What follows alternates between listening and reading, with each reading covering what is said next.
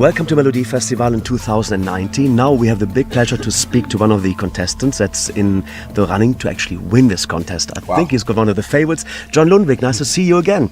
Nice to see you. And thank you for last night at the party. You look very fresh. But so do you, with your smile. Thank you. It's so good. Now, last year you came into the competition the first time with My Turn, and they did really well. Number 3 for this one. I was amazed to see, I was in the audience and to see it. But how did you experience this feedback from the audience with all the lights that were coming on and the mobile phones shining? You know, that's one of the biggest moments in my life, because I've always dreamt of that moment. I've been behind the artist for so many years as a songwriter, which I'm really thankful for. But at the end of the day, I've always wanted to be an artist.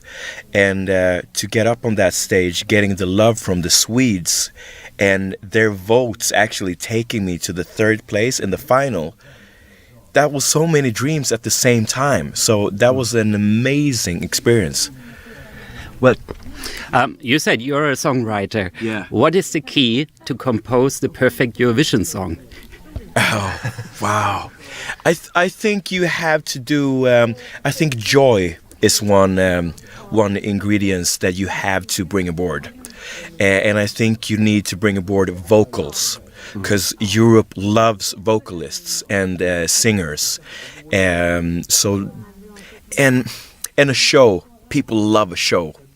And compared to a good song, a good singing, and a show, that's the 3 magic words. And Too Late for Love is the package?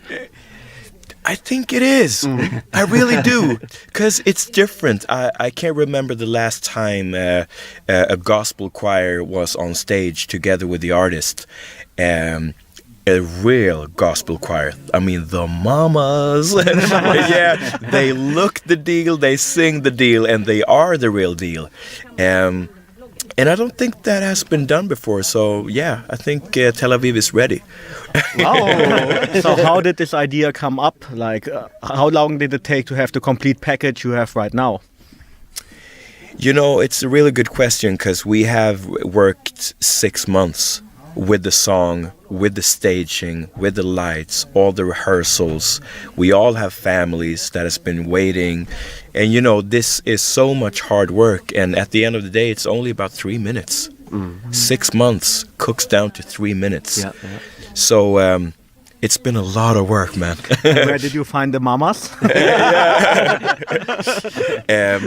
Paris, it's a friend of mine. She's one of the mamas. And I called her because I really wanted to give it the best I could find. Because Melodifestivalen started as a song competition and a singing competition. And I really wanted to honor that with, you know, bringing the best of the best. So I called Paris. Hey, it's John. I need 3 more girls, the best of the best. And she said, do you have the money for this? And I said, don't care about the money, just bring them here. In 4 days, Ashley flew in from DC. wow. And the rest was just, you know, coming from different places. And all of a sudden, we had the group. And one of the main things is that we all love each other. It feels like a family, and that is so cool, coming from all, you know, different places, but at the same time liking each other. And I think what came over when I watched the semi-final, which you won basically, that you give energy to the people, to your singing colleagues, and they give energy back to you as well. So you're living with the symbiosis, kind of. Happy to hear that. Yeah. You did something very, very special some years ago. You wrote a song, and I think you also sang the song for the royal couple, the Prince and Princess of Sweden. How did that come about? I worked with a guy called Jürgen Elofsson. Oh, my name is Jürgen. Yeah. And one day we got a phone call and from a man that wanted to express his love to his woman. And I'm so happy I didn't know it was the princess. Because we just wrote a song. And all of a sudden he turns around to me and he goes like, I think this is going to be the official wedding song for the prince and the princess of Sweden. And I was like, what? What are you talking about? What are you saying? But that's the fact. Yeah. Mm-hmm. The other big thing that you did was to sing with one of the Eurovision icons in Old Song på Skansen, Lindfors. Yeah. Wow. How did that come up? This is also something very special, I think. Yeah, it's a good question. I was in a TV program called Så ska det låta. It's like that's the way it should sound if I translate it. And she was watching the show, and after she called me, "Hi, it's Lindfors," and I said, "Yeah, right. What do you mean? It's Lindfors?" "No, it's not." "Well, honey, it's Lindfors, and I want to work with you." Amazing. So amazing. that was how it starts. Yeah. Excellent. Then we have to touch on this too. Some weeks ago, the British final was on. You wrote a song for the British final. Yeah. And it won. Michael Rice with It's Bigger Than Us. How did the idea come up to go to put the song into the Eurovision final in UK? First, I sent Too Late for Love to Melodifestivalen together with Bigger Than Us. And the jury and my team loved Too Late for Love a little bit more because it's developing with my artist career. It's like it's not only a ballad, it's an up-tempo song, and I wanted to show another part of myself, another side. And after the jury heard both of the songs, they said, "You have to go with Too Late for Love because it's better for you." And all of a sudden, Bigger Than Us is nobody has it. And then we got an email from BBC telling us we need a ballad because we have the up-tempo songs, but we need a ballad. And me together with the songwriters went, "Of course, send it." It took maybe 4 hours, and we got an email back. "We love the song. Let's go forward."